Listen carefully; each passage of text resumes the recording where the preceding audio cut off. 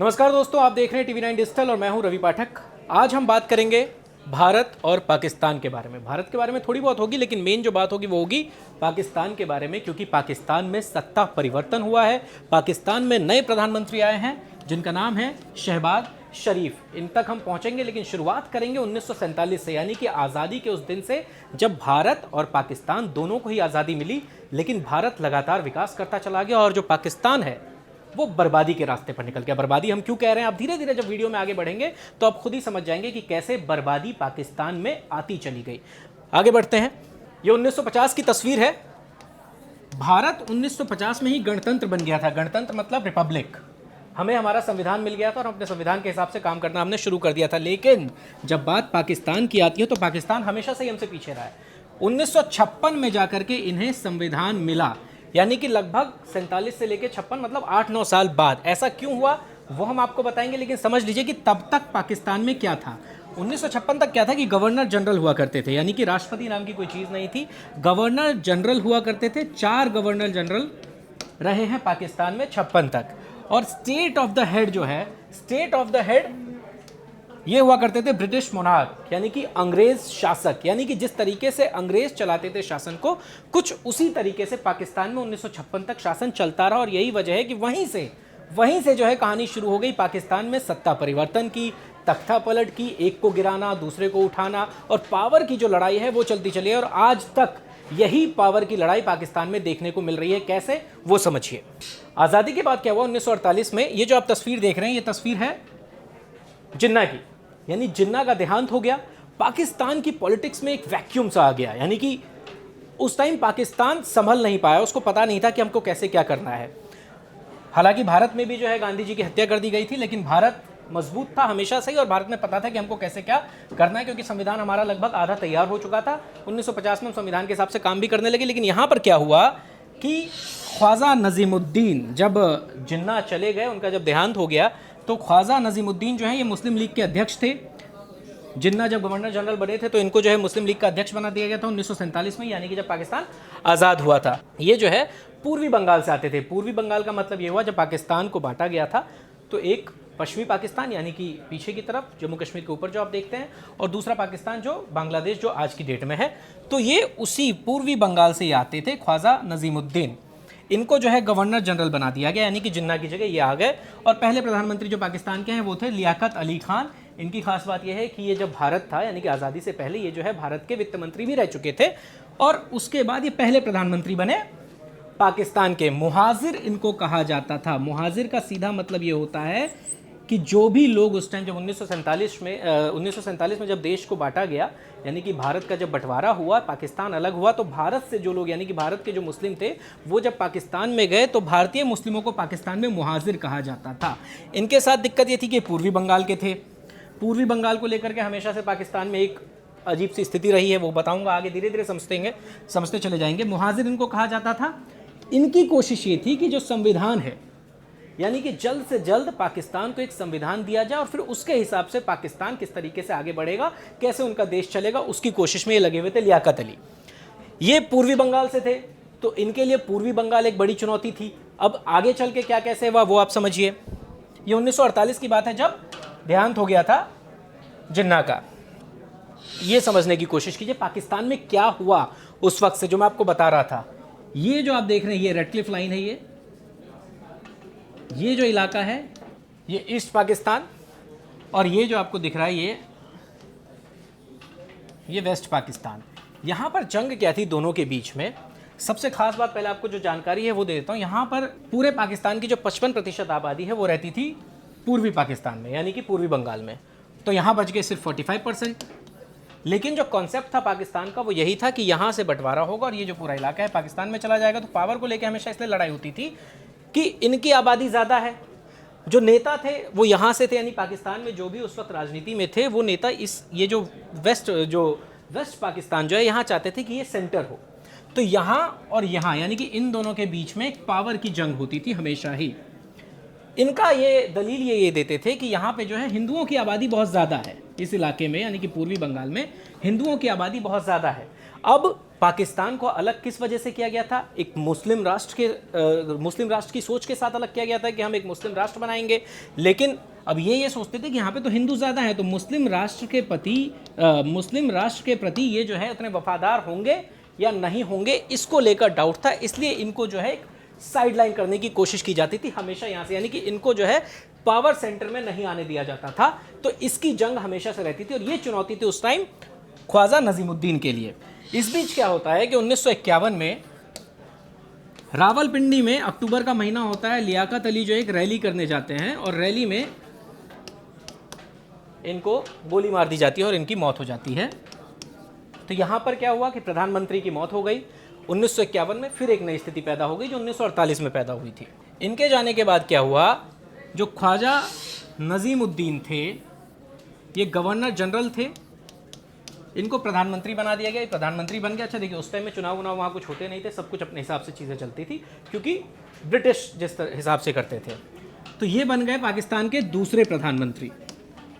अब यहाँ पे क्या जंग हुई, मैं हमेशा से यही बता रहा हूँ कि पाकिस्तान में पावर की लड़ाई थी और सबसे बड़ी बात वहाँ पर गवर्नर जनरल वर्सेस प्रधानमंत्री की लड़ाई हमेशा से रही है और यहाँ से वो आपको आसानी से समझ में आ जाएगी। जब ये गवर्नर जनरल का पद इन्होंने छोड़ा तो ये बन गए प्रधानमंत्री। यहाँ पे जंग इसलिए वर्सेस हो गई क्योंकि गुलाम मोहम्मद जो है ये बन गए गवर्नर जनरल। ये तीसरे गवर्नर जनरल बने क्योंकि पहले जिन्ना, दूसरे ये और तीसरे ये। इन दोनों के बीच में जो है पावर को लेकर के एक जंग शुरू हो गई क्योंकि ये जो है बड़े ही शांत स्वभाव के आदमी थे। एक तो पूर्वी बंगाल से थे, तो जब कोई पूर्वी बंगाल से है तो उनको ऐसे ही अहमियत बहुत ज़्यादा नहीं दी जाती है। दूसरी चीज़ ये थी कि ये शांत स्वभाव के थे, तो इनको बेसिकली इसलिए बनाया गया था गवर्नर जनरल कि भाई ये आएंगे तो इनसे हम अपने हिसाब से काम करवा लेंगे। कौन लोग सोचते थे? जो पाकिस्तान के पंजाब के जो नेता थे वो सोचते थे कि इनको हम अपने हिसाब से मोल्ड कर सकते हैं, इनसे हम जैसा चाहे वैसे काम करवा सकते हैं। पाकिस्तान पहुंच गया 1953 में। 1953 में क्या हुआ, जो पंजाब प्रांत है ये पूरा पंजाब प्रांत में हो गया यहाँ पे बवाल। 1953 पंजाब प्रांत में हो गया बवाल। जमाते इस्लाम जो है ये एक संगठन था जो चाहता था कि पूरा पाकिस्तान जो है वो इस्लाम के हिसाब से चले, यानी कि कट्टरवादी संगठन। इसने क्या किया, जो अहमदिया मुसलमान थे इनका ये मानना था कि अहमदिया मुसलमान जो हैं वो कट्टरपंथी नहीं होते। वहाँ पे बहुत तरीके के मुसलमान थे जो भारत से गए थे, वो मुहाजिर थे। अहमदिया मुसलमान पहले से थे, जमाते इस्लाम जो बहुत कट्टर थे।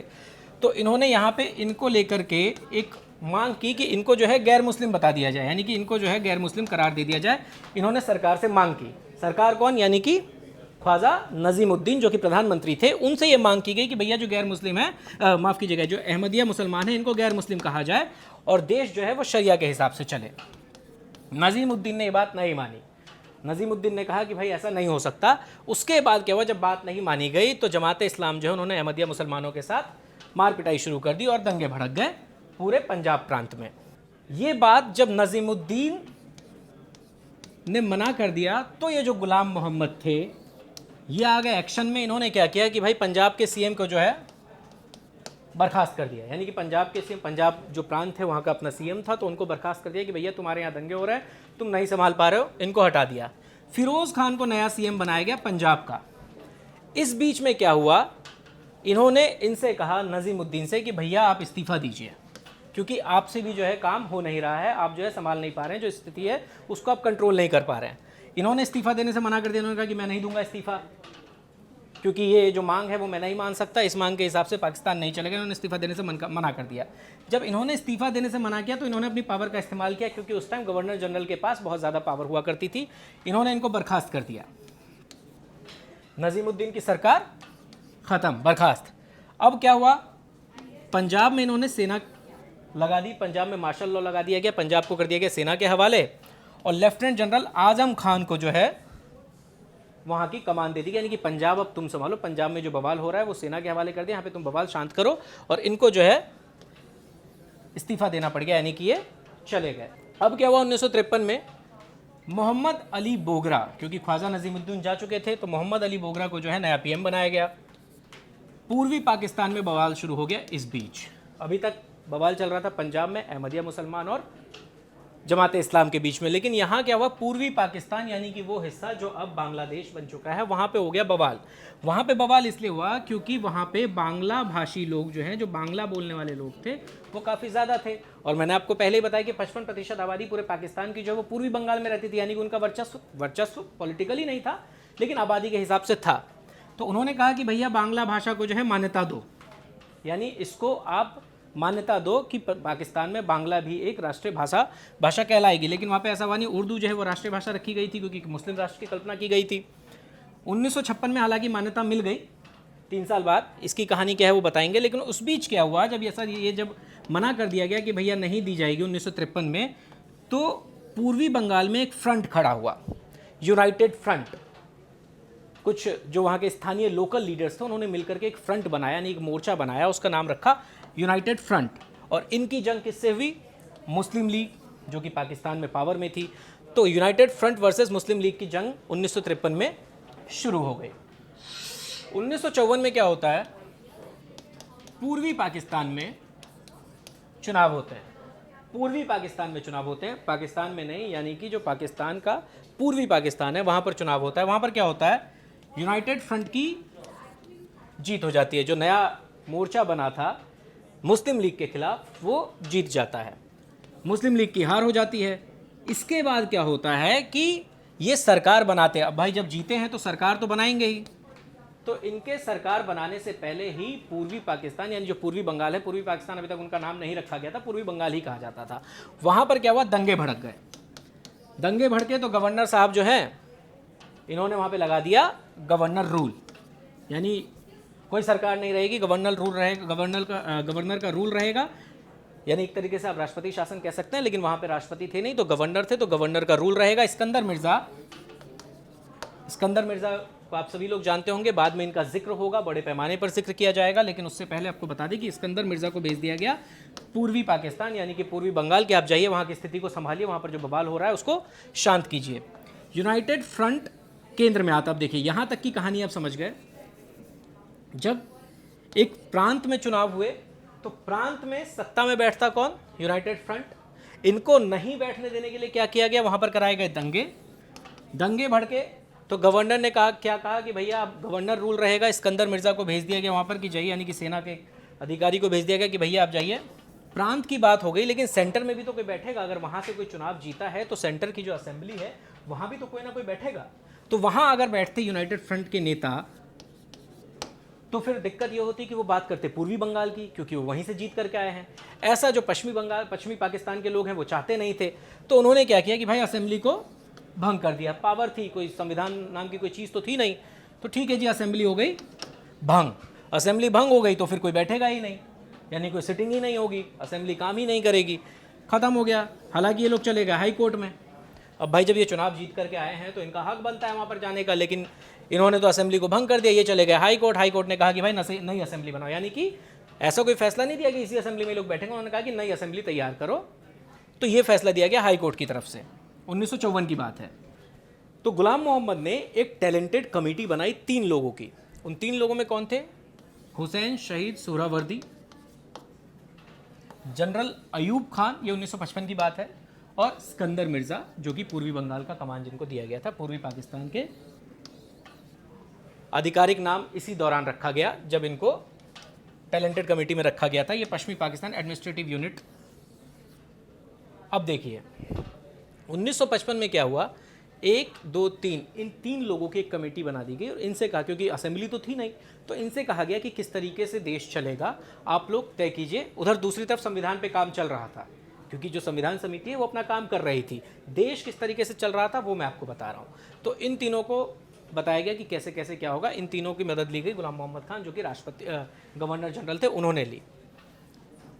अब आगे क्या हुआ, पश्चिमी पाकिस्तान को ये तीनों जब आए तो उन्होंने क्या किया कि पश्चिमी पाकिस्तान में बना दिया एडमिनिस्ट्रेटिव यूनिट और इसका नाम रख दिया पूर्वी पाकिस्तान। यहाँ पर जाकर के इनका नाम रखा गया है, यानी कि जो पूर्वी बंगाल था उसका ऑफिशियल नेम रखा गया पूर्वी पाकिस्तान। 1955 की बात है। अब कैसे खेल होता है पाकिस्तान में वो समझिए। यानी पाकिस्तान में हमेशा से खेल होता आया है। सत्ता जो है वो परिवर्तन जो है वो आसानी से हो जाया करता था स्टार्टिंग में, अभी भी हो जाता है, आप लगातार देख ही रहे हैं। उस वक्त क्या हुआ, जो गुलाम मोहम्मद जो कि गवर्नर जनरल थे, ये गए थे विदेश यात्रा पे। गुलाम मोहम्मद ये चले गए थे विदेश यात्रा पे। तो सिकंदर मिर्ज़ा को जो है इनको बनाया गया था कार्यकारी गवर्नर। अब जब इनको कार्यकारी गवर्नर बनाया गया था तो इन्होंने क्या किया, इनके हाथ में पावर आई, तो इन्होंने मोहम्मद बोगरा जो कि पीएम बने थे उनको और गुलाम मोहम्मद इनको, इन दोनों को जो है बर्खास्त कर दिया। क्योंकि कार्यकारी गवर्नर थे, गवर्नर के हाथ में पावर थी, इन्होंने दोनों को बर्खास्त कर दिया और नया पीएम बनाया इन्होंने चौधरी मोहम्मद अली को। और इन्हीं के कार्यकाल में, यानी कि चौधरी मोहम्मद अली के ही कार्यकाल में पाकिस्तान को नया संविधान मिला, जो कि मिला 1956 में। जो मैं आपको पहली स्लाइड में जो मैंने आपको बताने की कोशिश की थी, यानी कि जब हमने शुरुआत की थी तभी मैंने आपको बताया था कि 1956 यानी कि लगभग 8 से 9 साल लग गए थे पाकिस्तान को अपना पहला संविधान मिलने में। पहला इसलिए कह रहा हूँ क्योंकि बहुत बार बदलाव किए गए संविधान में, और कोई संशोधन टाइप बदलाव नहीं थे, पूरा का पूरा संविधान बदला गया था। कैसे, वो भी बताऊंगा। तो 1956 में जो है पाकिस्तान को पहला संविधान मिला चौधरी मोहम्मद अली, जो वहाँ के प्रधानमंत्री उस वक्त बने थे, उनके कार्यकाल में।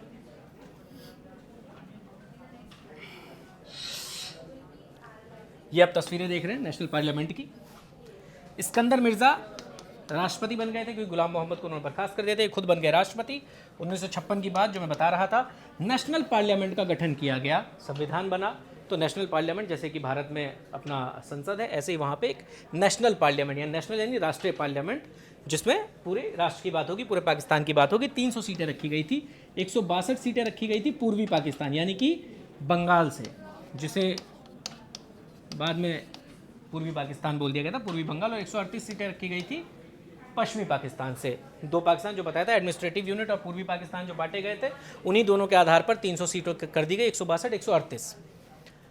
पाकिस्तान में जो पाकिस्तान को नाम दिया गया पाकिस्तान इस्लामिक रिपब्लिक, क्योंकि संविधान आ गया, और संविधान आने के बाद जो पाकिस्तान है वो बना रिपब्लिक। जो हम बात करते थे 1950 में भारत रिपब्लिक बन गया था, लेकिन पाकिस्तान नहीं बना था, तो पाकिस्तान 1956 में बना और पाकिस्तान इस्लामिक रिपब्लिक बना। ठीक, तो यहाँ पर जब पाकिस्तान को अपना संविधान मिल गया तो यहाँ पर क्या किया गया, जो गवर्नर जनरल का पद है उसको हटा दिया गया और उसकी जगह कर दिया गया राष्ट्रपति का पद। और जो सिकंदर मिर्ज़ा है वो बन गए पाकिस्तान के पहले राष्ट्रपति और आखिरी गवर्नर जनरल। अब यहाँ पर क्या होता है, जब संविधान बना तो उसमें ये नियम रखा गया कि जो राष्ट्रपति हैं उनके पास उतनी पावर नहीं होगी, यानी कि प्रधानमंत्री को भी ज़्यादा पावर दी गई और कैबिनेट मेंबर्स को भी, यानी कि जो चुन करके सरकार आएगी उनको ज़्यादा पावर दी गई, राष्ट्रपति को उतनी पावर नहीं दी गई। 1957 में क्या होता है, चौधरी मोहम्मद अली जो पीएम थे, इनके खिलाफ जो है अविश्वास प्रस्ताव आ जाता है, ये चले जाते हैं। इसके बाद आते हैं हुसैन सोहरावर्दी। हुसैन सोहरावर्दी कौन, जो तीन जो कैबिनेट बनाई गई थी, टैलेंटेड कैबिनेट में 3 लोग जो थे, एक तो सिकंदर मिर्ज़ा चले गए ऊपर, ये आ गए हुसैन सोहरावर्दी, इनको बनाया गया 1 साल के लिए प्रधानमंत्री। मतलब बनाया गया था, 1 साल का नहीं पता था, 1 साल बाद इनको भी हटा दिया गया। इब्राहिम इस्माइल को बनाया गया, 55 दिन रहे बेचारे, चले गए। इसके बाद फिरोज़ खान को जो है पीएम बनाया गया। फिरोज़ खान कौन, जिनको पंजाब की कमान दी गई थी बाद में, जब पंजाब में हो रहे थे बवाल, यानी कि पंजाब में जब बवाल हुआ था और जब ख्वाजा नजीमुद्दीन जब उसको हैंडल नहीं कर पाए थे, तो यहाँ पे जो है फिरोज़ खान को कमान दी गई थी, तो इनको जो है सेंटर में ले आया गया और ये बन गए पीएम। पावर की लड़ाई जो है, ये पूरी कहानी क्यों हुई है, ये सिर्फ पावर की वजह से। अब एक के बाद एक प्रधानमंत्री आ रहे थे, जा रहे थे, आ रहे थे, जा रहे थे, कोई साल भर तो कोई 55 दिन। तो सिकंदर मिर्ज़ा की इमेज ये बन गई पाकिस्तान में कि भैया ये है तानाशाह, सिकंदर मिर्ज़ा है तानाशाह। अब क्या हुआ, जनरल अयूब खान जो है, ये जो आप तस्वीर देख रहे हैं, जनरल अयूब खान इनकी कैबिनेट में थे और बहुत ही सीनियर मेंबर थे। इन्होंने क्या किया, पाक आर्मी में भी थे, पाक आर्मी चीफ थे ये। तो पाकिस्तान में जो पहली बार शुरुआत हुई तख्ता पलट की, वो यहीं से हुई, क्योंकि सिकंदर मिर्ज़ा को लेकर पूरे पाकिस्तान में ये माहौल बन चुका था कि ये है तानाशाह, किसी भी पीएम को टिकने नहीं देते हैं। तो जनरल अयूब खान जो है ये आर्मी चीफ थे और कैबिनेट के भी मेंबर थे, तो इन्होंने क्या किया, तख्ता पलट कर दिया, यानी इनको गुड बाय बोल दिया। और 1958 में पाकिस्तान में जो है मिलिट्री शासन लगा दिया गया, मार्शल लॉ लगा दिया गया, और 10 साल तक जो है जनरल अयूब खान ने पाकिस्तान पर राज किया, यहाँ से लेके 68-68 तक। अब देखिए, बांग्लादेश मुक्ति आंदोलन इसी बीच जो है वो शुरू हो जाता है। बांग्लादेश मुक्ति आंदोलन यानी कि बांग्लादेश को अलग करने की बात ये शुरू हो जाती है इन्हीं के टाइम पर। 10 साल तक इन्होंने राज किया और यहाँ पर जो है बांग्लादेश मुक्ति आंदोलन जब शुरू हो गया तो बहुत ज़्यादा बवाल हुआ और आखिरकार अयूब खान को अपना पद छोड़ना पड़ा। 1969 में जो है ये पद छोड़कर चले गए और 1970 में इसके बाद जो है, यानी कि अब तक तो मिलिट्री शासन था, इसके बाद जो है 1970 में पहली बार चुनाव होते हैं पाकिस्तान में। और यहाँ पर क्या था कि याया खान, क्योंकि अयूब खान जा चुके थे तो याया खान जो है वो राष्ट्रपति बन गए थे। अब यहाँ पर क्या होता है कि 1970 में जो है पाकिस्तान में पहली बार नेशनल असेंबली के चुनाव कराए जाते हैं। नेशनल असेंबली यानी कि राष्ट्रीय लेवल पर चुनाव होता है। इससे पहले जो असेंबली थी उसमें कोई चुन करके नहीं गया था। अब क्या है, पाकिस्तान में पहली बार 1970 में चुनाव होता है राष्ट्रीय लेवल पर। इसमें क्या होता है, ईस्ट और वेस्ट, जैसा कि पहले से हम बता के चल रहे हैं, शुरुआत में ये हो गया था कि भाई ईस्ट पाकिस्तान अलग है, वेस्ट पाकिस्तान अलग है। तो यहाँ पर क्या होता है, ईस्ट पाकिस्तान यानी कि जो पूर्वी बंगाल वाला जो इलाका था, यहाँ पर आवामी लीग थी ये, और वेस्ट पाकिस्तान में पीपीपी यानी पाकिस्तान पीपल्स पार्टी। इन तीनों के बीच में माफ कीजिएगा, इन दोनों के बीच में चुनाव हुए। ये जनाब जो है 161 सीटें थी पूर्वी बंगाल में, जो मैंने आपको पहले बताया था। 161 में से 160 सीटें ये जीत गए, क्योंकि बांग्ला मुक्ति आंदोलन चल रहा था, इनका पूरा वहाँ पे जोर था, वर्चस्व था। तो 160 सीटें जो है इनको मिल गई। एक सीट खाली है, हारे नहीं, उस एक सीट पे चुनाव ही नहीं हुए थे, कुछ कारण था। ये 81 सीटें यहाँ पर इनको मिली वेस्ट पाकिस्तान में। अब क्या हुआ, जब भाई आप बहुमत के साथ आए हैं तो आप सत्ता में आएंगे, यानी कि आप सरकार बनाएंगे। लेकिन यहाँ पर फिर खेल कर दिया गया। ये कहा गया कि अवामी लीग जो है इनको सिर्फ पूर्वी पाकिस्तान में ही सीटें मिली है, इनको पश्चिमी पाकिस्तान में तो इनका कोई जनाधार ही नहीं है, तो फिर ये कैसे पूरे पाकिस्तान पर राज कर सकते हैं, मतलब कैसे ये सरकार चला सकते हैं। तो इसको लेकर क्या हुआ, शेख मुजीबुर रहमान जो अवामी लीग से जीत करके आए थे, ये लीड कर रहे थे। और इधर जो 81 सीटें जीती थी पीपीपी, ये थे जुल्फिकार अली भुट्टो। शेख मुजीबुर रहमान के खिलाफ जुल्फिकार अली भुट्टो जो हैं, जो पीपीई यानी कि जो वेस्ट पाकिस्तान में जीते थे, ये खेल कर देते हैं। याया खान के पास जाते हैं और कहते हैं कि भैया ये तो इनका तो सिर्फ जो जनाधार है वो पश्चिमी पाकिस्तान में है और पूर्वी पाकिस्तान में तो इनको एक भी सीट नहीं मिली है। हालांकि बहुमत ज़रूर है पूरे पाकिस्तान की मिला ले तो, लेकिन ऐसा नहीं हो सकता कि हम इनको जो है सत्ता में बैठते हैं। तो यहाँ पर क्या खेल हुआ,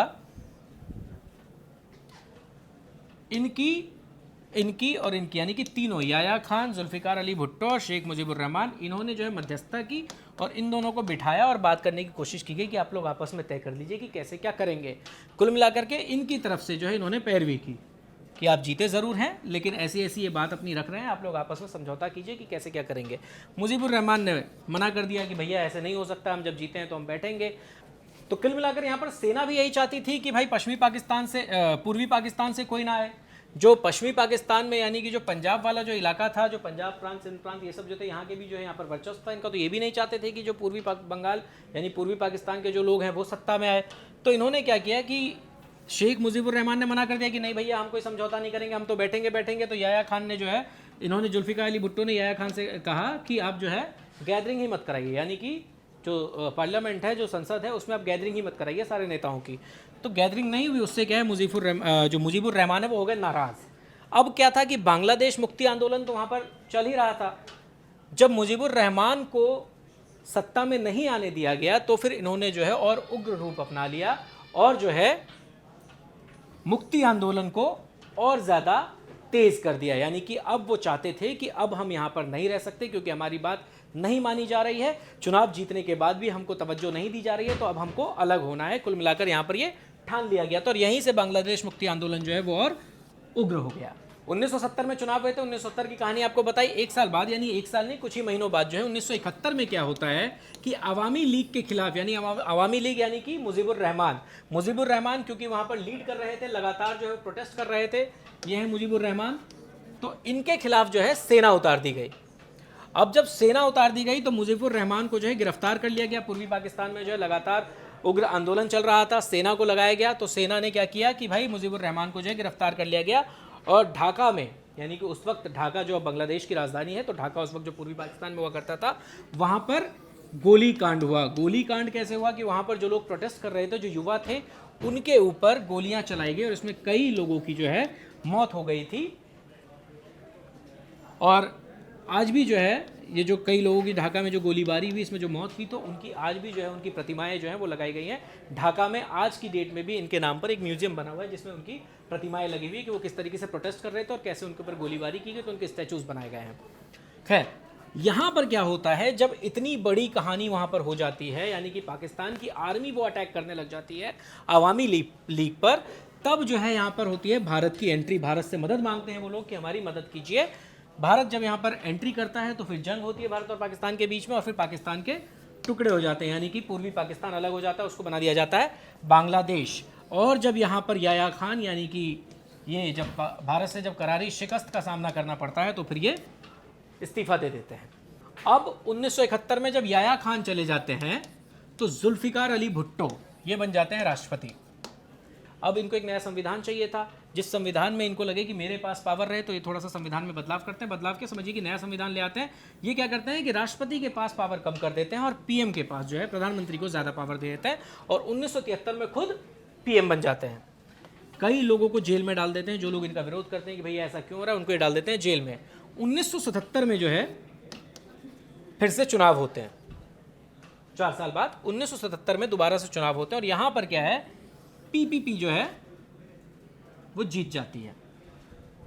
अब पीपीपी कैसे जीतती है कहानी समझिए। अब आप सोच रहे होंगे कि भाई ये लोगों को जेल में डाल रहे हैं, खुद पीएम बन गए थे अपनी मर्जी से, लोगों को जेल में डाला, तो उसके बाद आखिर ये जीत कैसे गए, चुनाव कैसे हुआ और चुनाव में ये जीत कैसे गई। तो उन्होंने ये सोचा था कि हम चुनाव कराएंगे और चुनावों में करेंगे धांधली और हम खुद को जीता हुआ साबित कर देंगे। कैसे? क्योंकि ये जो इनके जो कैंडिडेट बहुत जगह से जीते थे वो ऐसे जीते थे कि जहां पर उतने वोटर्स ही नहीं थे, यानी उनको इतने वोटों से वो जीत गए थे जितने कि वहां पर वोटर्स ही नहीं थे। जब ये बात पाकिस्तान में फैली तो फिर और बवाल शुरू हो गया। तब जब बवाल हुआ तो फिर से एक बार जो है सेना ने दखल दिया कि भैया ऐसे कैसे हो सकता है, इतने तो यहाँ पर वोटर नहीं है, तो फिर तुमको इतनी वोट मिले कैसे। तो कुल मिलाकर के इनकी जो कहानी है, यानी ये जो झूठ का पुलिंदा जो फैलाना चाह रहे थे वो फेल हो गया, और भुट्टो को जो है गिरफ्तार कर लिया गया और वहाँ पर तख्ता पलट दोबारा से, यानी दोबारा से सेना का शासन हो गया। 1978 में जनरल मोहम्मद जियाउल हक ये जो है ये यानी इनका शासन। अब क्या होता है कि 1979 में जो है भुट्टो को फांसी हो जाती है। हालांकि एक अलग मामला था, कोई मर्डर केस था जिसमें इनको सज़ा सुनाई जाती है और इनको फांसी हो जाती है। इसका कोई उससे लेना देना नहीं है, हालांकि फांसी होती है। 10 साल तक ये राज करते हैं। जियाउल हक जो है ये 10 साल तक राज करते हैं, इनको जो है फांसी हो जाती है। और ये जो है जियाउल हक ये इस्लाम को लेकर बहुत कट्टर रहते हैं। ये चाहते हैं कि पाकिस्तान जो है वो इस्लाम के हिसाब से चले और शरिया के हिसाब से चले। इनकी एक खास बात होती है, ये मैं इसलिए बता रहा हूँ क्योंकि इसका आगे जिक्र होगा और ये बहुत इंपॉर्टेंट फैक्ट है। इसी दौरान क्या होता है, अफगानिस्तान में सोवियत संघ जो है, अफगानिस्तान और सोवियत संघ के बीच युद्ध शुरू हो जाती है। सोवियत संघ जो है वो अफगानिस्तान में घुसकर हमला करता है। अफगानिस्तान के साथ उस वक्त पाकिस्तान जो है वो खड़ा हो जाता है, इसलिए क्योंकि जो मैंने आपको बताया कि ये जो है जनाब मोहम्मद जियाउल हक ये बहुत कट्टर थे। तो इनका ये मानना होता है कि पाकिस्तान को जो है अफगानिस्तान का साथ देना चाहिए, यानी कि अफगानिस्तान और पाकिस्तान के मुसलमानों को मिलकर जो है सोवियत संघ के खिलाफ जंग लड़नी चाहिए। अब जब अफगानिस्तान को पाकिस्तान का साथ मिलता है और सोवियत के साथ जंग शुरू हो जाती है तो फिर फ़ायदा कौन उठाता है? अमेरिका, क्योंकि अमेरिका हमेशा से ही सोवियत संघ का जो है वो दुश्मन रहा है। दोनों के बीच हमेशा से जंग चलती आ रही है, कोल्ड वॉर। होता क्या है, पेशावर जो पाकिस्तान का इलाका है, यहाँ पर बनते हैं शरणार्थी कैंप।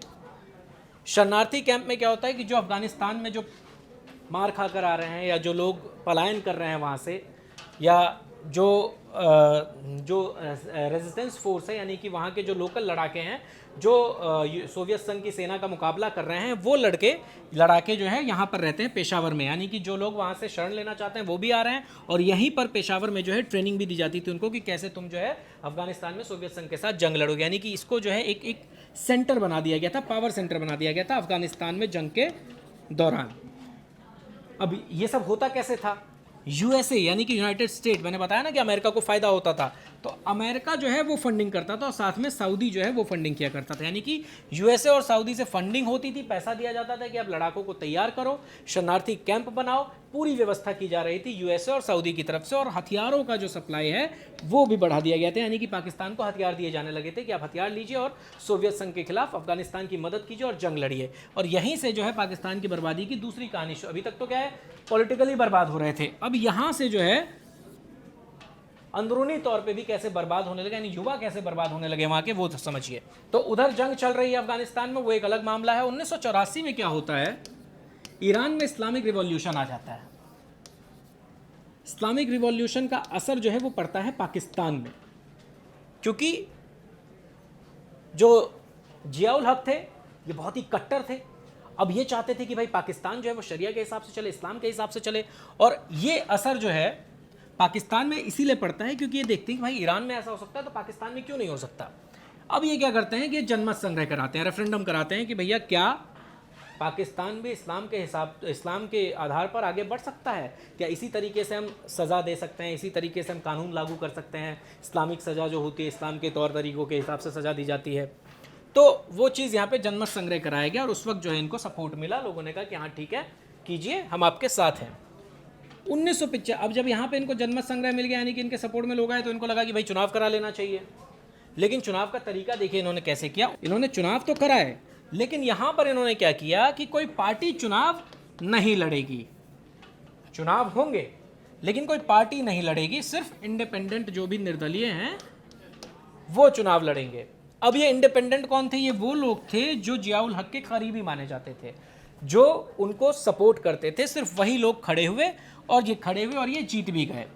अब क्या हुआ कि यहाँ पे भी इन्होंने, जियाउल हक ने क्या किया कि खुद का जो है एक नुमाइंदा चुन लिया, यानी कि पीएम भी जो है एक ऐसे बंदे को चुन लिया जिसको कोई पाकिस्तान में कोई शायद जानता भी नहीं था, ज़्यादातर लोग नहीं जानते थे, मोहम्मद खान जुनेजो, इनको बना दिया गया पीएम। उन्होंने खुद उन्हीं जो इंडिपेंडेंट थे उनमें से किसी एक को उठाया कि भैया तुम रहोगे पीएम, इनको कोई जानता था नहीं।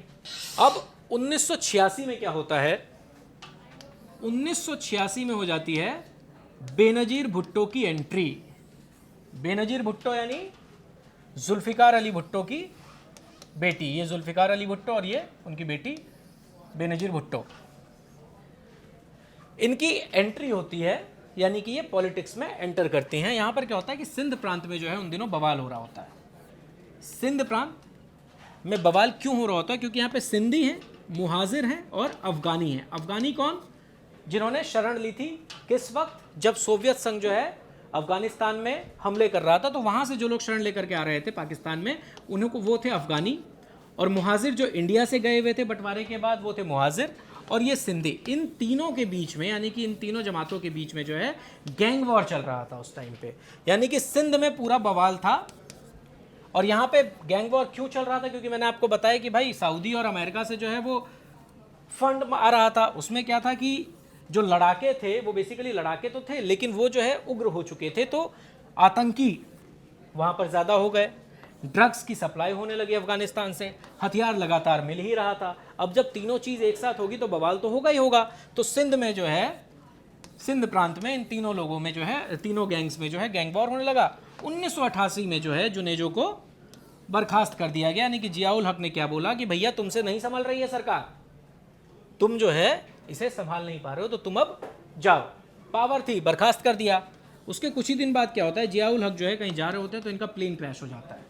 प्लेन क्रैश में जियाउल हक की मौत हो जाती है, और ये एक रहस्यमयी मौत है, क्योंकि अब तक जो है इसको लेकर के कई सवाल उठते रहे हैं कि कैसे मौत हुई, कैसे प्लेन क्रैश हुआ, क्योंकि इसमें कई डिप्लोमेट्स थे और कई ऐसे अधिकारी थे, यूएस एम्बेसडर की भी इसमें मौत हो गई थी इस प्लेन क्रैश में, इसलिए ये जो है बहुत ही बड़ा सवाल बन के रहा पाकिस्तान के लिए। अब जब जियाउल हक खान चले जाते हैं तो क्या होता है कि गुलाम इशाक खान आ जाते हैं, ये बन जाते हैं राष्ट्रपति 1988 में जो है। अच्छा, ये राष्ट्रपति इसलिए बनते हैं क्योंकि उस टाइम सीनेटर होते हैं, यानी कि जो नेशनल असेंबली है उसके अध्यक्ष होते हैं, जैसे कि अपने यहाँ आपने देखा होगा स्पीकर होते हैं, तो ये राष्ट्रपति बन जाते हैं क्योंकि उस पद पर कोई होता नहीं है, तो ये राष्ट्रपति का पद संभालते हैं। और 1988 में जो है ये कुछ दिनों बाद जो है चुनाव कराते हैं। अब मैंने बताया था कि एंट्री किसकी हो जाती है, बेनजीर भुट्टो की एंट्री हो गई थी, तो वो राजनीति में बहुत ज़्यादा सक्रिय हो गई थी। पीपीपी यानी पाकिस्तान पीपल्स पार्टी, इसकी जीत हो जाती है, बेनजीर भुट्टो जो है वो पीएम बन जाती हैं। ये जो आप तस्वीर देख रहे हैं, पहली प्रधानमंत्री किसी मुस्लिम कंट्री की, वो भी महिला। ये इनकी खास बात है। ये जो है दो जगह, सिंध प्रांत में और नॉर्दर्न वेस्टर्न फ्रंटियर प्रोविनेंस, ये दोनों जगह पर जो है बेनजीर भुट्टो की पार्टी पीपीपी वो जीत जाती है। लेकिन पंजाब में जो है, पंजाब प्रांत जो है, वहाँ पर ये नहीं जीत पाती हैं। यहाँ पर जीतते कौन है? इस्लामिक डेमोक्रेटिक अलायंस, यानी कि एक ऐसा अलायंस बनाया गया था जो बनाया किसने था? नवाज शरीफ, जिनका नाम आप जानते होंगे। नवाज शरीफ ने पंजाब में जो है एक अलायंस बनाया था और यहाँ पर वो उस अलायंस की जीत होती है। होता क्या है यहाँ पर, लेकिन सरकार किसकी बनती है? बेनजीर भुट्टो की, क्योंकि इनके पास ज़्यादा सीटें हैं। पंजाब के मुख्यमंत्री कौन बन जाते हैं? नवाज शरीफ। इस बीच क्या होता है कि सोवियत संघ जो है वो चला जाता है अफगानिस्तान से, आंतरिक युद्ध लगातार चल रहा होता है। भुट्टो के सामने सबसे बड़ी चुनौती क्या होती है कि ये जो सिंध प्रांत में जो है ना, वो जो लगातार बवाल है वो बढ़ता चला जाता है, और ये जो जीत के जहाँ से आई थी वहाँ पर ये कमज़ोर पड़ने लगती हैं, क्योंकि इनके होने के बावजूद भी सेंटर में वो चीज़ वहाँ नहीं हो पा रही है सिंध में जो होना चाहिए, क्योंकि भाई वहाँ से ये चुन करके आई हैं तो अपने इलाके को तो ठीक ठाक करेंगे ना, वहाँ जो बवाल हो रहा है उसको तो ख़त्म करेंगे ना, लेकिन ऐसा हो नहीं रहा है। अच्छा, इनके सामने दिक्कत क्या थी? पाक आर्मी जो है वो आंतरिक युद्ध में यानी कि अफगानिस्तान में लगातार मदद कर रही थी, तो उनको भी इन्होंने फ्री हैंड इसलिए दे रखा था। इनको लगता था कि भैया आर्मी को फ्री हैंड देंगे तो आर्मी हमारी मदद करेगी सिंध प्रांत में, लेकिन ऐसा हुआ नहीं, उसका इन्हें कोई फ़ायदा नहीं मिला। सिंध में ये कमज़ोर पड़ने लगी। इसके बाद क्या हुआ कि इनको जब फ़ायदा नहीं मिला आर्मी से, तो इन्होंने आर्मी के कुछ अधिकारियों को जो है उनके खिलाफ सवाल उठाने शुरू कर दिए। अब नवाज शरीफ जो कि इनके अपोनेंट में थे, पंजाब में सीएम थे, वो नेशनल चुनाव लड़े थे और इनके खिलाफ थे, तो यहाँ पर कहानी ये हो गई कि Nawaz versus Bhutto versus army. अब भुट्टो के खिलाफ नवाज शरीफ भी हैं, भुट्टो के खिलाफ आर्मी भी हैं। यहाँ पर क्या होता है कि इन्हीं के जो गुलाम इशक खान है वो क्या करते हैं, इनकी सरकार को बर्खास्त कर देते हैं, यानी कि भुट्टो की सरकार को जो है बर्खास्त कर देते हैं। उनके पास पावर होती है, बवाल चल रहा होता है, नवाज शरीफ एक तरफ से इनके खिलाफ है, लगातार पूरे देश में विरोध है, आर्मी भी विरोध करने लग जाते हैं। और जहाँ पर पाकिस्तान में आर्मी की हमेशा से ही मजबूत स्थिति में रही है आर्मी, और आर्मी ने विरोध किया मतलब आपकी सरकार गई। तो यही होता है, 1990 में भुट्टो की सरकार चली जाती है। 1990 में फिर दोबारा चुनाव होते हैं। इस बार नवाज शरीफ जो है जीत करके आते हैं और ये बन जाते हैं पाकिस्तान के पीएम। नवाज शरीफ जैसे ही आते हैं सत्ता में, तो आने के बाद सबसे पहला काम ये करते हैं कि आर्मी चीफ जो है, आर्मी चीफ को बदल देते हैं, अपना आर्मी चीफ लाते हैं। 1992 में क्या होता है, सोवियत संघ जा चुका है, तालिबान जो है वो वहाँ पर एक्टिव हो जाता है अफगानिस्तान में, यानी कि तालिबानी आतंकी जो है वो एकदम चरम पर चले जाते हैं और एकदम उत्पात मचाना शुरू कर देते हैं। इसी दौरान क्या होता है कि आर्मी चीफ की रहस्यमयी मौत हो जाती है। कौन से आर्मी चीफ की? जिसे नवाज शरीफ ने बनाया था, यानी कि वो एक अपने बंदे को उन्होंने बिठाया था सेना चीफ के तौर पर, उसकी जो है रहस्यमयी मौत हो जाती है। जब ये मौत हो जाती है तो फिर गुलाम इशक खान क्या करते हैं कि भैया अब्दुल वहीद जो है इनको बना देते हैं आर्मी चीफ। यहाँ पर सबसे बड़ी गलती क्या होती है, गलती कहिए या फिर स्ट्रेटजी कहिए, जो भी है, वो इशक खान जो है नवाज शरीफ से पूछते नहीं हैं, क्योंकि लड़ाई हमेशा से है पावर को लेकर के राष्ट्रपति और पीएम के बीच में, तो ये नहीं पूछते, अपने हिसाब से जो है आर्मी चीफ बना देते हैं। ये बात जो है नवाज शरीफ को खल जाती है, क्योंकि उन्होंने अपना बंदा बिठाया था। अगर मान लीजिए उनकी मौत हो गई तो ये चाहते तो कोई दूसरा बंदा बिठाते जो शायद इनके लिए फेवरेबल होता, लेकिन ऐसा हुआ नहीं, अब्दुल वहीद को इन्होंने बिठा दिया। तो फिर नवाज शरीफ ने क्या किया कि भैया राष्ट्रपति के पास बहुत पावर है, मेरे को इसको कम करना पड़ेगा। कम करने के लिए क्या करना है, संविधान में बदलाव करना पड़ेगा। तो इन्होंने कोशिश की कि संविधान में जो है बदलाव किया जाए, राष्ट्रपति की पावर को कम किया जाए। इशक खान को ये बात समझ में आ गई। इशक खान ने सोचा अच्छा तुम ये करने जा रहे हो, उससे पहले हम तुमको बर्खास्त कर देंगे। इन्होंने क्या किया, सरकार को बर्खास्त कर दिया। नवाज शरीफ सोचते करते कुछ, उससे पहले इनकी सरकार चली गई। हालांकि ये पहुंच गए सुप्रीम कोर्ट, नवाज शरीफ चले गए सुप्रीम कोर्ट की भैया मेरी सरकार को क्यों बर्खास्त कर दिया। सुप्रीम कोर्ट ने कहा कि जो भी हुआ है गलत हुआ है, इनको दोबारा से पीएम बनाया जाए, यानी कि नवाज शरीफ को दोबारा से जो है पीएम बनाया जाए। अब यहाँ पे क्या हुआ, नवाज शरीफ को दोबारा से पीएम बनाने की बात तो कह दी सुप्रीम कोर्ट ने, लेकिन पाकिस्तान में सुप्रीम कोर्ट की सुनता कौन है। यहाँ पर हुआ ये कि आर्मी का इन्होंने विरोध किया था, यानी कि जो नया आर्मी चीफ बनाया गया था, वो नया आर्मी चीफ किसने बनाया था, राष्ट्रपति ने बनाया था। किसको बनाया था, अब्दुल वहीद को बनाया था। नवाज शरीफ लगातार विरोध कर रहे थे उस आर्मी चीफ का, यानी कि आर्मी इनके खिलाफ हो गई थी। और अभी मैंने यही बताया कि जिसके खिलाफ आर्मी, उसका कुछ नहीं हो सकता पाकिस्तान में। यही यहाँ पर हुआ कि आर्मी ने बोला भैया तुम दोनों ही इस्तीफा दे दो, तुम दोनों की सरकार नहीं चाहिए, यानी तुम दोनों ही नहीं चाहिए मेरे को सत्ता में। अब आर्मी ने बोला कि दोनों आपस में समझौता करो और दोनों इस्तीफा दें, यानी गुलाम इशक खान भी इस्तीफा दे दें राष्ट्रपति के पद से, और आप तो पीएम से हट ही चुके हैं, यानी कि आप दोबारा आने की सोचिए मत। और यही हुआ कि दोनों ने जो है मिलकर 1993 में इस्तीफा दे दिया। अब यहाँ पे खास बात यह है पाकिस्तान में कि जब बेनजीर भुट्टो आई और नवाज शरीफ, इनके बीच में जो है सत्ता परिवर्तन लगातार चलता रहा। किसी ने भी 5 साल पूरे नहीं किए, लेकिन बार बार, एक बार भुट्टो आई, एक बार नवाज शरीफ आए।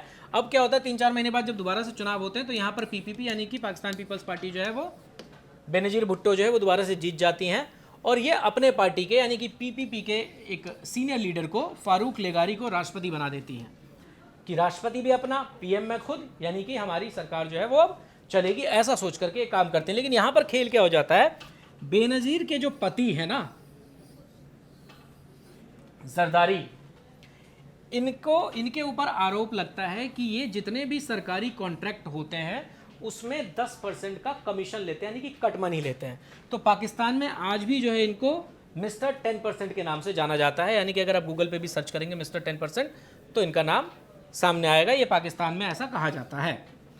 और यह आरोप किसने लगाया, यानी कि बेनजीर यानी कि प्राइम मिनिस्टर के पति, इन पर किसने आरोप लगाया, प्राइम मिनिस्टर के भाई ने, मुर्तजा भुट्टो ने जो है इनके ऊपर आरोप लगाया।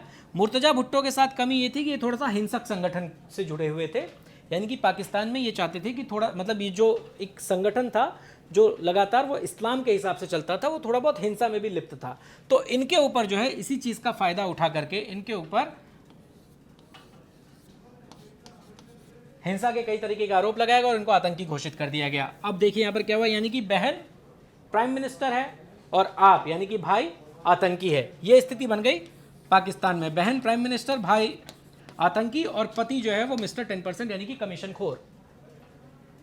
जब भाई को आतंकी घोषित कर दिया गया तो भाई की माँ यानी कि भुट्टो की माँ को ये बात जो है नागवार गुजरी, और भुट्टो की माँ ने जो है दामाद के खिलाफ मोर्चा खोल दिया। दामाद यानी कि भुट्टो के पति जरदारी के खिलाफ जो है मोर्चा खोल दिया। और कुछ ही दिन बाद जो है इनका क्या होता है वो बताऊंगा, लेकिन इस बीच क्या होता है, सिंध प्रांत में शिया वर्सेस सुन्नी की जंग शुरू हो जाती है। सिंध में पहले से ही परेशान थी, फिर से सिंध में बवाल शुरू हो गया, शिया मुसलमान और सुन्नी मुसलमानों में पंगा हो गया। 1995 में क्या हुआ कि आर्मी और वर्सेस भुट्टो, यानी कि फिर से जो है आर्मी यहाँ पर खिलाफ हो गई, क्योंकि इनके ऊपर आरोप लगे। दूसरी तरफ नवाज शरीफ लगातार इनका विरोध कर रहे थे कि भाई आरोप लगा तो नवाज शरीफ को मौका मिला ना कि अगर सरकार में जो है आपके पति जो है इस तरीके का घोटाला कर रहे हैं तो विपक्ष को मौका मिला। नवाज शरीफ लगातार जो है पिंच कर रहे थे, शिया वर्सेस सुन्नी की जंग उधर शुरू हो गई। आर्मी जो है वो मदद नहीं कर रही थी, तो आर्मी के कुछ अधिकारियों को इन्होंने जो है जेल में डलवा दिया भुट्टो ने, तो आर्मी बिल्कुल खिलाफ हो गई। और तीसरी बात जो सबसे बड़ी बात हो गई वो ये कि 1996 में जो है भुट्टो की माँ जो जरदारी के खिलाफ हो गई थी, यानी कि एक तरीके से कहें तो अपनी बेटी के खिलाफ हो गई थी, उनकी गोली मारकर हत्या कर दी जाती है। और यहीं से जो है इन्हीं के जो खुद के राष्ट्रपति हैं ये फारूक लेगारी, ये इनकी सरकार को बर्खास्त कर देते हैं। इतना दबाव बनता है कि वो झेल नहीं पाते और इनको सरकार को गिराना पड़ता है। अब यहाँ पर 1997 में फिर से चुनाव होते हैं, फिर वही बात, एक बार भुट्टो एक बार नवाज, एक बार भुट्टो एक बार नवाज, फिर से नवाज शरीफ जीत जाते हैं। यहाँ पर क्या होता है कि ये राष्ट्रपति की पावर को फिर से कम कर देते हैं, संविधान में बदलाव करते हैं, जिससे क्या होता है लेगारी को पद से हटा देते हैं, यानी कि जो पीपीपी के जो राष्ट्रपति थे जिन्होंने खुद ही अपनी सरकार को बर्खास्त किया था, उनको ये पद से हटा देते हैं। इस बीच क्या होता है 1998 में जो है पाकिस्तान जो है न्यूक्लियर टेस्ट करता है। क्यों? क्योंकि पाकिस्तान को लगातार हथियार मिल रहे होते हैं, यूएस जो है लगातार मदद कर रहा होता है, तो ये जो है अपनी दूसरी तरफ से अपनी तैयारी जो है वो बहुत तेज़ कर रहा होता है और न्यूक्लियर टेस्ट कर लेता है पाकिस्तान 1998 में। अब जब न्यूक्लियर टेस्ट होता है तो फिर क्या होता है कि पाकिस्तान पर प्रतिबंध लग जाते हैं, अमेरिका नाराज़ हो जाता है, इकॉनमी जो है ठप हो जाती है। जब इकॉनमी ठप हो गई, जो देश लगातार मदद कर रहे थे वो मुंह मोड़ लेते हैं, तो फिर क्या होता है कि पाकिस्तान में लग जाती है इमरजेंसी। पाकिस्तान में इमरजेंसी लग गई। मुशर्रफ होते हैं आर्मी चीफ, और मुशर्रफ की खास बात यह है कि इनको आर्मी चीफ जो है नवाज शरीफ ने ही बनाया था। जब दोबारा से सरकार में आए थे यहाँ पर तो इन्होंने मुशर्रफ को नवाज शरीफ बना दिया था, क्योंकि पहले आर्मी चीफ से इनकी बनती नहीं थी। तो मुशर्रफ इनको लगा कि हमारा बंदा है, उसको नवाज शरीफ ही लेकर के आए थे और इनको बनाया था आर्मी चीफ। इसी दौरान क्या हुआ, इसके बाद करगिल युद्ध हुआ, यानी कि जब करगिल की जंग शुरू हुई तो उस वक्त क्या होता है, मुशर्रफ जो है वो ज़बरदस्ती जो है पाकिस्तान को भारत के साथ लड़ने के लिए मजबूर कर देते हैं। नवाज शरीफ के साथ उनका पंगा होता है। करगिल जंग में पूरी तरीके से हार जाता है पाकिस्तान। अब जब पाकिस्तान हार जाता है तो नवाज शरीफ के ऊपर जो है सवाल उठने लगते हैं। यहाँ पर नवाज शरीफ क्या सोचते हैं कि सारा जो इल्ज़ाम है वो मैं डाल देता हूँ मुशर्रफ के ऊपर, और मुशर्रफ को जो है हटाने की कोशिश यहाँ पर करने लगते हैं। वो जब हटाने की कोशिश होती है तो मुशर्रफ क्या करते हैं, इनको ये बात पता चल जाती है। मुशर्रफ तुरंत आते हैं और कह देते हैं कि पाकिस्तान में जो है वो तख्ता पलट हो गया, यानी कि आर्मी का शासन हो गया है, यानी मुशर्रफ जो है वो तख्ता पलट कर देते हैं। अब क्या है कि 2001 में मुशर्रफ बन जाते हैं राष्ट्रपति। मुशर्रफ बन गए राष्ट्रपति। इसी दौरान क्या होता है कि 9/11 WTC अटैक यानी वर्ल्ड ट्रेड सेंटर पर हमला होता है, तालिबानी आतंकी उसामा बिन लादेन का नाम आप जानते होंगे। अब क्या होता है यहाँ पर, जब ये अटैक होता है तो इस अटैक के बाद जो है अफगानिस्तान में US आर्मी आ जाती है और US आर्मी जो है अफगानिस्तान में अपना ऑपरेशन शुरू कर देती है। अब अफगानिस्तान में ऑपरेशन करने का मतलब है कि अफगानिस्तान के लड़ाकों के साथ जंग, और अफगानिस्तान को मदद कौन कर रहा था, पाकिस्तान, यानी पाकिस्तान की आर्मी अगेंस्ट हो गई। अब अमेरिका से जो है दबाव बनने लगा कि भैया हम हमेशा से तुम्हारी मदद करते हो, तुम तो यहाँ पे खेला कर रहे हो, अब जो है तुमको जिनको तुमने खड़ा किया है, जिनकी तुमने मदद की है इतने दिनों से, उन्हीं के खिलाफ अब तुमको लड़ना है। यानी कि अब जो पाकिस्तान की आर्मी है वो किसकी मदद करेगी, US आर्मी की। और लड़ाई किसके साथ होगी, जिसको इतने दिनों से वो खिला पिला रहे थे, जिसको उन्होंने अपने यहाँ ट्रेनिंग दी थी, पेशावर में बिठा करके शरणार्थी कैंप बनाए थे, लड़ाके तैयार किए थे, जिसको हथियार भी मिले थे, उन्हीं के खिलाफ अब आपको जंग लड़नी है। यानी कि यहाँ पे जो है पाकिस्तान पर दबाव बनने लगा। जब ऐसा हुआ तो जो इस्लामिक संगठन है ना वहाँ के, ये नाराज हो गए, कहने लगे कि ये कैसे अचानक से कैसे बदल गई पाकिस्तान की पॉलिसी, भाई इतने दिनों तक तो हम इनके साथ थे, अब अचानक से इनके खिलाफ कैसे हो गए। तो जो इस्लामिक संगठन है वो हो गए नाराज। और जो वजीरिस्तान जो इलाका है, ये जो आप देख रहे हैं यहाँ, ये पूरा अफगानिस्तान है। तो यहाँ पे जब लड़ाई चल रही थी, तो जब सोवियत संघ के टाइम पे, तो यहाँ से लोग जो है यहाँ पे पाकिस्तान के इलाके में आके यहाँ पे बस गए थे, यहाँ पे कैंप बनाए गए थे, यहीं पे ट्रेनिंग सेंटर था, यहीं पे सब कुछ मदद मिल रही थी, और यहीं से जो है पूरी ये जंग लड़ी जा रही थी। तो अब क्या हुआ, वो तो खैर चले गए, लेकिन यहाँ पे जो है एक वो इलाका जो है वो बन गया कि ये जो है एकदम गढ़ बन गया आतंक का। तो यहाँ पर क्या हुआ कि मजबूरी में, अमेरिका के दबाव में पाकिस्तान को ये जो वजीरिस्तान है यहाँ पर आर्मी ऑपरेशन करना पड़ा। और जब ये आर्मी ऑपरेशन यहाँ पर किया गया तो पूरे पाकिस्तान में मुशर्रफ का ज़बरदस्त विरोध किया गया। यानी मुशर्रफ ये चाहते थे कि पाकिस्तान से जो है वो अमेरिका नाराज़ ना हो, अमेरिका जैसा कहे हम वैसा करते चले जाएं, क्योंकि अमेरिका से पैसा मिल रहा था। अब ये खुश करना चाहते थे अमेरिका को, वजीरिस्तान में आर्मी ऑपरेशन भी किया, तो अपने देश से तो इन्होंने दुश्मनी मोल ली ही, यानी अपने लोग जो थे वो तो नाराज़ हुए ही, अमेरिका भी खुश नहीं हुआ, अमेरिका भी खुश नहीं हुआ। अब क्या है कि 2002 में इन्होंने जो है जनमत संग्रह कराया, ये भी आ गए रेफरेंडम लेकर के कि क्या मेरे को 5 साल और रहना चाहिए, क्या मैं 5 साल और रहूं, ऐसा ये रेफरेंडम लेकर के आए। और संविधान में जो है इन्होंने बदलाव की, संविधान में बदलाव करके राष्ट्रपति को जो है थोड़ी सी पावर दी। अब क्या है कि यहाँ पे ज़फ़रुल्लाह खान इनको PM बनाया, सुजाता हुसैन को PM बनाया, शौकत अजीज़ को PM बनाया, और ये आपस में जो है इनके साथ बार बार टकराव, यानी कि राष्ट्रपति वर्सेस लगातार PM के बीच में जो है झगड़ा होता है। और ये जो आप तस्वीर देख रहे हैं ये वही कि वी डोंट नीड मुशर्रफ। ये कब हुआ, 2004 में इन्होंने फिर से चुनाव की घोषणा की। इन्होंने कहा कि भाई 2004 में अब हम चुनाव कराएंगे और यहाँ पर जो है हम जीत के आएंगे, यानी कि मैं सत्ता में बैठूंगा और चुनी हुई सरकार के तहत मैं बैठना चाहता हूँ। अब यहाँ पर जब ये बैठना चाहते थे तो इनका विरोध हो गया, भैया एक तो आप राष्ट्रपति के पद पर बैठे हुए हो, दूसरी चीज़ आप पूरी सेना देख रहे हो, आप आर्मी चीफ हो, अब आप चाहते हो कि आप PM बन जाओ चुनाव लड़के, तो ऐसा कैसे चलेगा काम। पहले से ही विरोध उनका हो रहा था, इस्लामिक संगठन लगातार विरोध कर रहे थे। जब इन्होंने चुनाव की बात की तो भैया इनका बहुत भयंकर विरोध हुआ, और कुछ जो संगठन है, जो विपक्ष है, वो चला गया सुप्रीम कोर्ट की, ऐसे कैसे हो सकता है, एक पद पर रहकर इतने सारे चुनाव कैसे लड़ सकते हैं। और उसके बाद इन्होंने क्या किया, ये आ गए उग्र रूप में। इसके बाद इन्होंने क्या किया कि इन्होंने जो है चीफ जस्टिस, सुप्रीम कोर्ट के जो चीफ जस्टिस थे वहाँ के, उनको ही जो है डिसमिस कर दिया। अब क्या है, पाकिस्तान में फिर से लग गई इमरजेंसी और इनका होने लगा विरोध, यानी मुशर्रफ गो करके नारे लगने लगे और पूरे पाकिस्तान में मुशर्रफ को भगाने की तैयारी शुरू हो गई। अब 2007 में फिर से चुनाव की घोषणा हुई, 2007 में चुनाव की घोषणा हुई कि 2008 में चुनाव होंगे। 2007 में अक्टूबर-नवंबर के महीने में घोषणा हुई थी कि अब से 3-4 महीने बाद यानी कि 2008 में चुनाव होंगे। यहां पर क्या होता है 2008 में चुनाव होने थे तो इसमें बेनजीर भुट्टो प्लस नवाज शरीफ,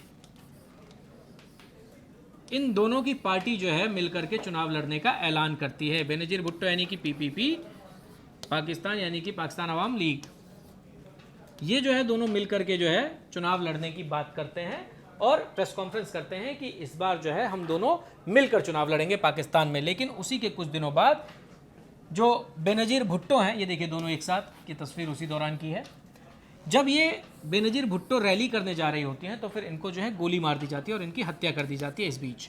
यानी कि चुनाव हुए नहीं हैं, चुनाव होने से पहले इन्होंने सिर्फ ऐलान किया है कि हम दोनों साथ में लड़ेंगे, लेकिन यहाँ पर भुट्टो की हत्या कर दी जाती है और फिर से जो है पूरे देश में दंगे शुरू हो जाते हैं। और दंगे जब शुरू होते हैं तो फिर से जनाब इमरजेंसी लगा देते हैं।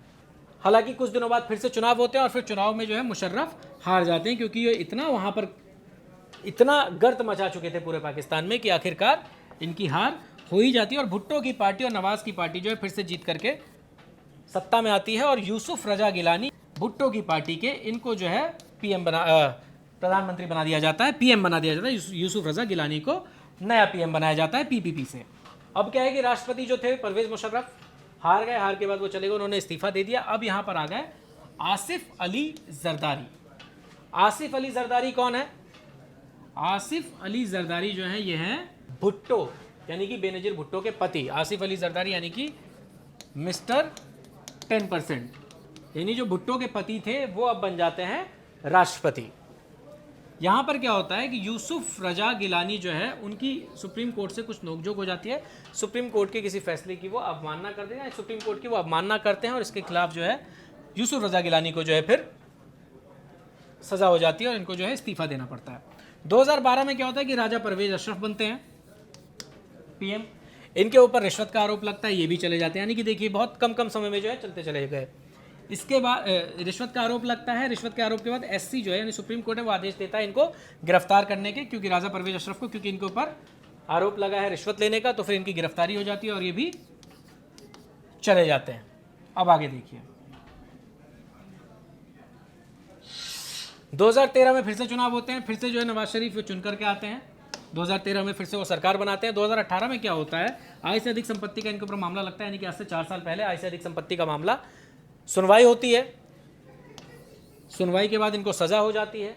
सज़ा के बाद क्या होता है कि शाहिद खकान अब्बासी जो हैं इनको कुछ दिनों के लिए इनकी जगह पर, क्योंकि ये चले गए तो इन्हीं की पार्टी से शाहिद खकान अब्बासी को जो है पीएम बनाया जाता है। यानी कि ये भी अपना टेन्योर जो है कंप्लीट नहीं कर पाते। इसीलिए कहा जाता है कि पाकिस्तान में आज तक जितने भी पीएम बने किसी ने भी अपना जो है कार्यकाल वो पूरा नहीं किया है, और क्यों नहीं किया वो मैं लगातार आपको बताता चला आ रहा हूँ। तो शाहिद खकान अब्बासी चले गए। उसके बाद क्या होता है कि 2018 में फिर से चुनाव होते हैं और इस चुनाव में इमरान खान की पार्टी यानी कि पीटीआई जीत के साथ आती है और इमरान खान जो है वो सरकार बनाते हैं। लेकिन कुछ ही दिन पहले इसी साल अविश्वास प्रस्ताव आ जाता है, इनके खिलाफ माहौल बनाया जाता है, ज़बरदस्त माहौल बनता है। और ये जो नवाज शरीफ हैं इन्हीं के भाई और इनकी बेटी मरियम नवाज वो इनके खिलाफ जो है माहौल बनाती है और फिर अविश्वास प्रस्ताव आता है और ये हार जाते हैं। और अब जो नए सीएम बनते हैं वो हैं शहबाज शरीफ। तो ये थी पूरे पाकिस्तान की कहानी कि कैसे पाकिस्तान आज़ादी के बाद से लगातार बर्बाद होता चला आया है।